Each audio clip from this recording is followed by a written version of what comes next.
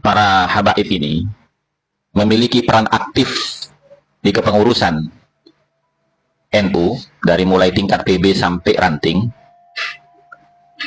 Ini banyak terjadi ya perubahan-perubahan dan kemunduran dari perjuangan NU itu sendiri.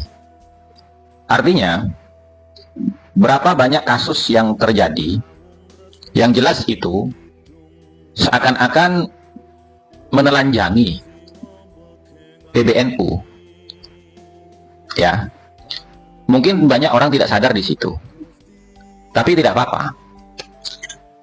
Kita awali dari permasalahan MWC NU Lekok ini, di mana orang-orang yang mengaku atau mengatasnamakan dirinya MWC NU Lekok Pasuruan ini, kok bisa-bisanya mengatasnamakan MWC NU menolak ketua LBM NU datang ke Pasuruan, tepatnya di Lekok. Ini artinya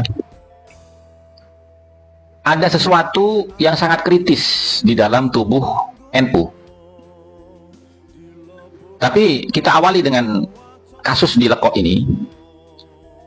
Kita bersihkan sebersih-bersihnya NU ini dari benalu-benalu klan Ba'alawi ini. Lagi pula ngapain mereka itu ada di NU? Wong tidak kurang-kurang kok. Ya, warga Nahdliyin ini yang memiliki tingkat SDM yang melebihi klan Ba'alawi itu banyak. Banyak yang alim, banyak yang intelek, banyak yang kreatif dibandingkan mereka. Apa sih jasa mereka terhadap NU selama ini?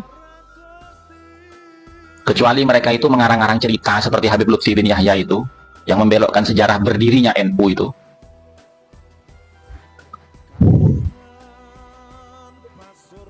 Jangan tuduh saya memfitnah Habib Lutfi ya, karena memang fakta dan datanya itu ada.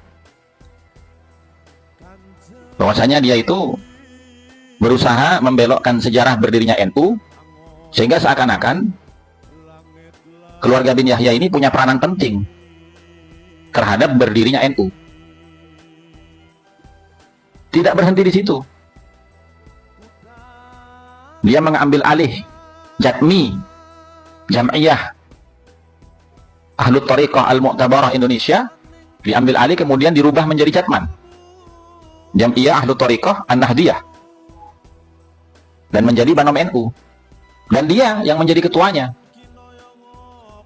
dan merubah sejarah berdirinya Jam'iyah Ahlut Thariqah tersebut.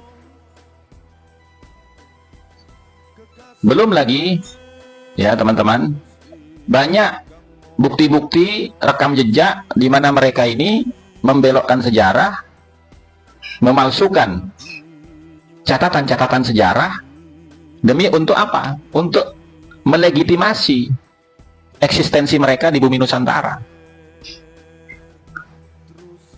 Kemudian mengaku-ngaku sebagai bagian dari keluarga Hamengkubuwono dengan membuat makam palsu KRT Sumodiningrat. Nah, ini salah satu bukti rekam jejak yang harus diwaspadai. Dan kita harus berhati-hati. Kenapa sih mereka itu masuk ke PBNU, masuk ke kepengurusan NU? Mereka sudah punya organisasi sendiri yang bernama RA itu, Robito Alawiyah, dengan MDRA-nya itu. Ya tujuannya tidak lain tidak bukan. Untuk apa? Untuk menguasai Indonesia secara masif, terorganisir, dan terstruktur. Silakan dicari rekam jejak mereka itu. Ya. Tujuannya mereka masuk ke NU apa? Untuk menguasai Indonesia, karena mereka tidak akan bisa menguasai Indonesia kalau tidak bisa menguasai NU. Karena memang jelas fakta dan datanya bahwasanya mayoritas penduduk Indonesia ini adalah warga Nahdliyin. Sehingga mereka masuk ke NU tujuannya adalah apa? Untuk mengeksploitasi warga Nahdliyin khususnya. Setelah mereka berhasil, ya, seperti yang kita lihat ini, ya toh? Contoh kasus seperti Habib Syekh.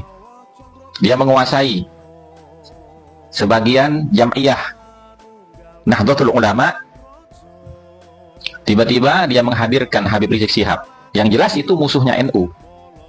Kenapa saya katakan musuhnya NU? Lalu bagaimana tidak?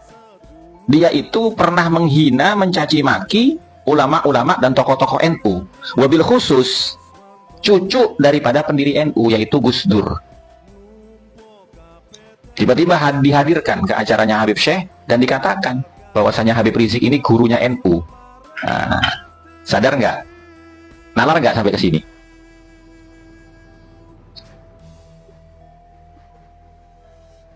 Nah, kemudian Habib Taufik masuk sebagai Mustashar NU di Pasuruan, mengeksploitasi warga Nahdien di Pasuruan sebagiannya, walaupun tidak semua. Akhirnya apa? Ya muncullah watak-watak seperti oknum-oknum yang menolak kehadiran Kiai Imaduddin Usman Al-Bantani selaku LBM NU Banten, mengatasnamakan MWC NU Lekok. Ini mumpung belum terlambat, kita harus bergerak ini. Wahai pemuda-pemudi Nahdlatul Ulama, jangan kalian itu dinina-bobokkan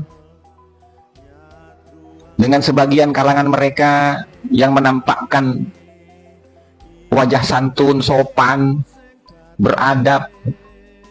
Tapi di balik itu ada kebusukan-kebusukan yang kalian tidak tahu. Coba dipikirkan. Ini analisa saya.